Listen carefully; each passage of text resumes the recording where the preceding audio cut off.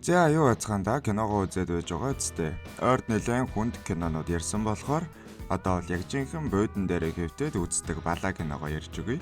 Энэ бол тэртээ 2011 онд гарсан 30 Minutes or Less гэх инээдмийн кино юм. Нэрээ бичлэг хэлэхээс өмнө Саба бас лайк дарахаа мартва баярлаа. Хуучны Америкт визагч нь 30 минутын дотор хүргэж өгөхгүй бол мөнгө төлөх шаардлагагүй гэдэг реклам их явуулдаг байсан байхгүй юу? Энийг нь хоёр мангар бацаан ашиглаад хотын нөгөө захтаа байдаг пиццаны газраас пицца захиалсан байгаа. Юу гэж 30 минутанда ирэхүү ингээд үнгүү пиццатай болж байгаа юм. Хүргэлтийн ажилтан сайхан л өдөр байна. Та хоёрын насан дээр хөргөчөөр дүүрэн биертэй байлаа гэж байгаамаа. Танад биер байгаа ч байхгүй бол би аваад өгөх үү гэж шордож байгаад ээжийнх нь үлдээсэн $40 авчхаж байгаа юм. Хи бой. Хүргэлтийн ажилтан нэг гих бөгөөд машин дотор нэг юм хийж байгаа хүн бол түүний найз Чейт.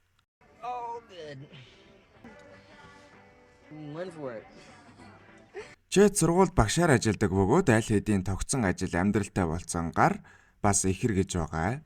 Чэйтийн ихэр Кейтэд манай хүн сайн гэхдээ харилцаа нэг бүтэлтэй ч юм байхгүй бараг фрэнд зонд болсон шахуу. Давхар Кейтийн карьер нэлээд өсөөд өөр хот руу явж ажиллахаар болсон байдаг.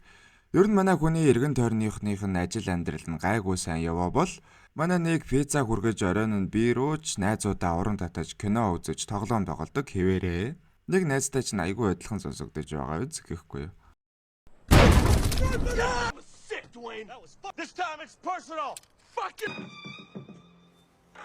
Нөгөө талд Дуэйн Трэвис гэх Никийн өрөөсөн дугуйнууд гарнаа.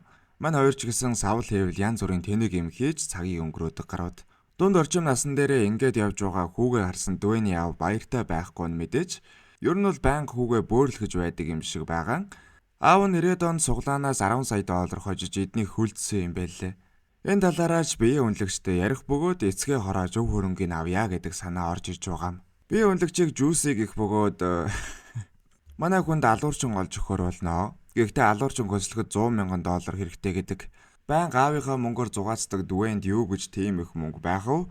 Нөгөө талд нь Чэт Ник хоёр сайхан чийлэр цууж байгаад яриа хазаагаад Кейтийн талаар ярьдаг. Чэт ч Никийг ихэртэн сайн байсан ойлгоноо. Тэр байтугай ихрийн хүсдгийг ойлгоно. Тэгээд чи Кейттэй ингэр зөрүүлэхийг хүсдэг юм уу? Арайчтэй тэр чинь миний ихэр бараг надтай загас наадуулснаас ялгаагүй гэж авнаа. Ингэж маргалцсаар нэгнийхээ хийсэн хамаг тэнэг зүйлсийг хэлж байгаа юм. Чэт өмнө нь Никийн салаад удаагүй найз охинтой хөл бөмбөгдөж бас Никийн ээжийн араар тавилтыг хүмүүст ярьж байж. Ингэснээр Никийн аав ээж хоёр салж тэр цагаас манай хүний амьдрал оронгоор эргэсэн юмсанжээ. Харин Ник 10 жилийн төгсөлтөөрөө Кейттэй үжээ ингэр зөрүүлсэн байгаа юм. Ингээд мэдээж улаан зодон бололгүй яах вэ?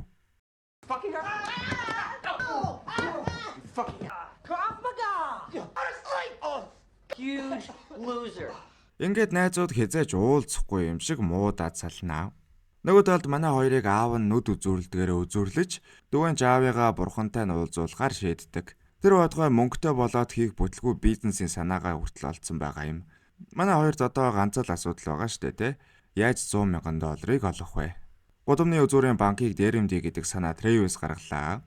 Дүүн нь бол хязээний тэрбумтан шиг сэтгэж өөрсдөө хийхээр өрөөлөөр хийлгсэн дээр гэдэг. Ингээд алуурчны мөнгөө бас өөр хүнээр олуулахар болж байгаа. Мөнгөө олуулах гол концепт нь болохоор нэг бүтэхгүй гарыг олоод бөмбөг биедэн суулгаж сүрдүүлээд өөрсдийнхөө өмнөөс банк дээрэмдүүлэх санаа юм л да. Харин яаж өөрсдөөсөө долоондор тим нөхөр хаанаас олох вэ гэсэн энэ үед Никийн ажилдаг газрын 30 минутанд пиццагч нь хүргэж өгч чадахгүй бол үнгүй аваа гэдэг реклам явж идэг. Энийг нь үзсэн Дуэйн биднийг бурхан ивэж байна.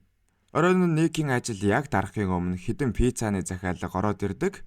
Сонноос нэг пиццагаа цагт нь хүргэж өгч чадахгүй бол пиццаны мөнгийг цалингаас нь авдаг юм байна лээ. Хогийн байгаа үз. Тэгэд ямар ч гэсэн пиццаг хаягийн дагуу аваад очсон хуучин хогийн цэг байдаг.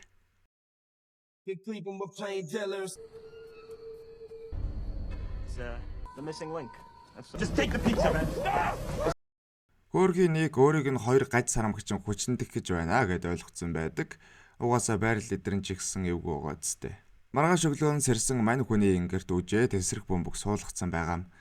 Тэгээ чи ер нь яаж мөнгө олох нь хамаагүй. Яг гоо олийн гудамжны банкыг дээрэмдүүл зүгээр л дээ.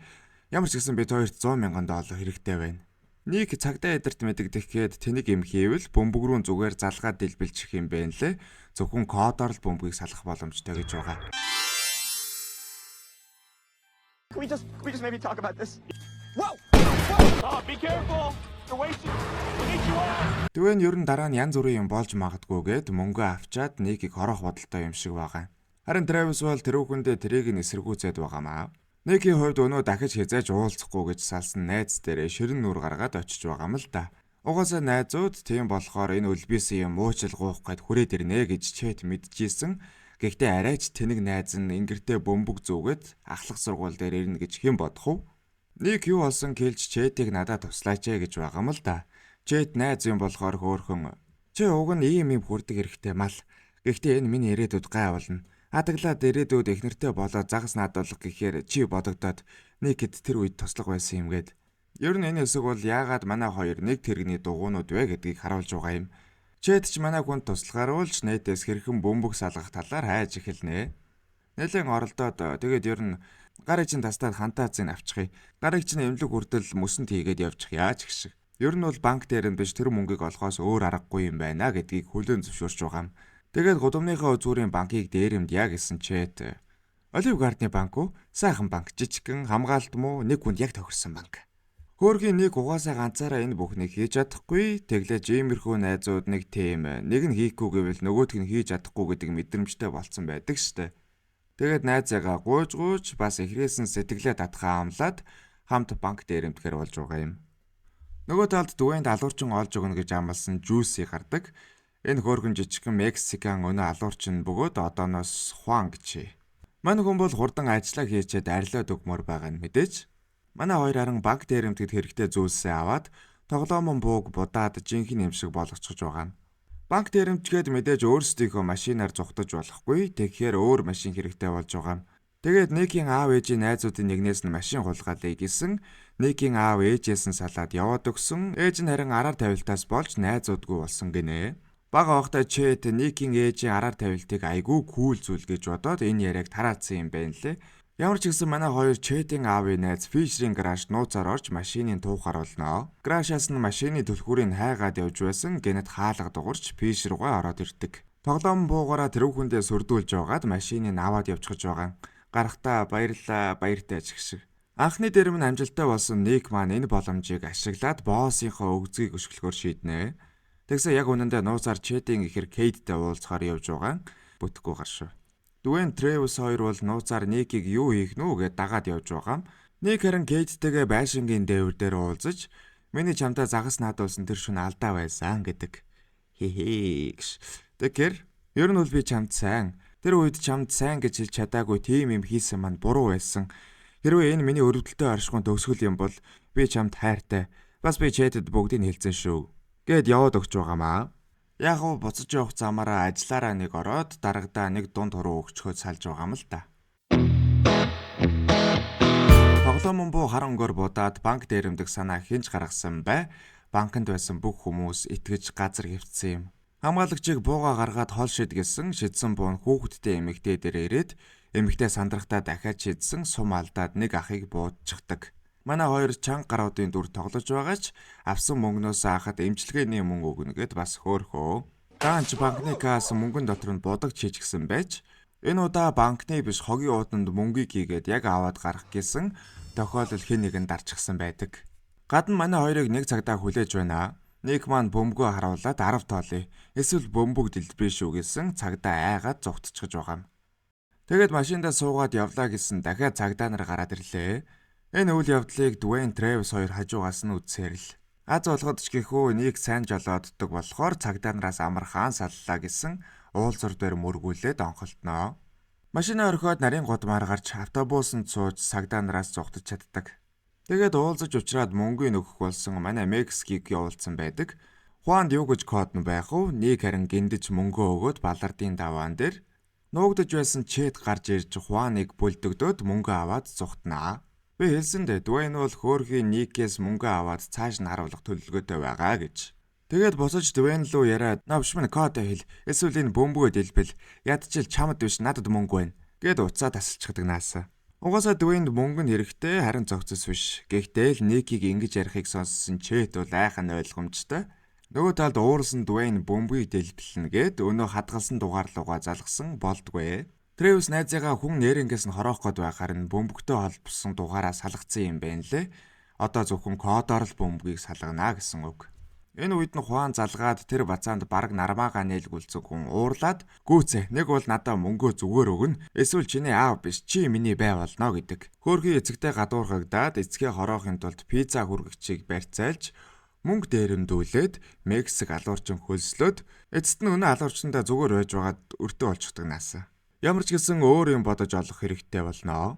Тэгээд тэр бодож олсон зүйл нь Кейтиг улгайлах. Никэд бөмбөг суулгасан цагаас дагаж байсан болохоор Кейтиг мэдэж байсан юм байна лээ. Энэ үед харин Хуан Дуэйний аавынх руу дайрж ороод Дуэйнийг айж тэрүүгээр манаргаж байгаад аавд нь алуулангаа алдна. Аав нь үзэг ч юм уу, гэрэл ч юм уу зүйлдээ буутаа явдаг эвгүй нөхөр байна лээ.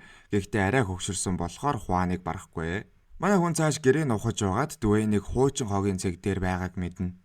Ник харин эргэж залгаад бөмбөгөө салгачих надаа мөнгө идэр чинь хэрэггүй гэсэн. Хайртай бүсгүйч нь барьчихсан. Өнөө хогийн цэг дээр ирж мөнгөө өгөөл гэж байна. Уг нь Ник Кейтиг мартна гэж амласан. Гэхдээ юу болсон сонссон Чэт бол уурлах нь ойлгомжтой. Яалтай нөлөө ядаж мөнгө нь байгаа юм чинь очиж ихрээ аврая гэж байгаа юм. Тэгэхээр тал талаасаа уулзгаас өмнө нэг сав дарчвал яаж байна? Магадгүй хэн нэгэн та нарыг бариад ингэрт чинь бөмбөг суулгаж манай хаяг дээр сав даруулахаас өмнө. Гэхдээ тэгвэл тэр нь би биш шүү. Уулзалт эхлээд Ник маань ганцаараа уулзаж байгаа юм. Бөмбөг дэлбэрэхэд ч 4 минут үлдсэн нэг юм бөмбөгийг салганаа. Код нь 69 чих шиг. Тэгээд дундаа нэг юм мөнгөө солилцоод Кейтигэж аварж байгаа. Гэхдээ нөхцөл байдлыг анзаарсан Ник бид эргэж хараад алах уугүй юу чи буудаж харин тэр бидний цогцыг шатаах юм шиг байна тийм үү. Тэгээд Ник үүнийг чинь мэдж байсан болохоор чамайг мэрэгэн бууж онсон байгаа гэд энэ үед духан дээр нь улаан лазер туснаа. Чэт цаана нь нуугдаад лазертаад байж байгаа юм байна лээ. Хөөргөн сэтгсэн байгааз. Манай хоёр ч Никийг зүгээр явуулахаас өөр аргагүй болноо. Гэтэл Хуан гарч ирж Никийг ганц цохоод манай хоёрын мөнгийг авч цааш харуулах гэсэн. Трэвис гал шүшигчээрээ дайрч байгаа юм. Хөөргийн Мексикан цагаан сараар тавих тослог уус болсон юм да. Гэхдээ яаж зүгээр шаруулах уу зөрүүлж шүшигч рүү нь буудаад дэлбэлж гэж байгаа. Энэ хооронд Ник сэрээд өнөө мөнгө аваад зүхтаж байдаг. Үүнийг харсан Дуэйн араас нь хөөх гэсэн ч найзыгаа аварнаа. Зоог цагт нөхрийн чанар танигдана гэж. Тэгээд найздаа заавал тэр мөнгийг авна гэж амлаад араас нь хөөж байгаа юм. Манай хэд сайхан явж байсан дэрэгдэн очоод яг буудах гэсэн машинтайгаа дэлбэрчихдэг. Ник мөнгийг нь авч явахдаа бөмбөгийг нь ажилуулад машиных нь ард хийцэн байсан юм байна лээ. Үүнийг нь сонссон Кейт "Хөөх чи яаж кодыг цээжилсэн юм бэ" гэсэн. За дарж явах тий. Ингээд манай хэд 90 сар бол бас мөнгөтэй, ер нь гол нь мөнгөтэй гэсэн. Өнөө банкны тейлер эмхтэй мөнгөнд нь дахиад будагч хийцэн байдаг. Ингээд кино маань дуусаж байгаамаа. Ер нь бол дөрвөн хоорондын харилцаа тэнэг жоокууд энэ киног инээдтэй болгодог зүйл нь. Тэгээд дараагийн киногоороо уулзъя. Цаашид их бичлэг оруулах байх 100 эхэлж байна да энэ ч нөтөө. Тэгээд сабадараараа баярлаа баяртай.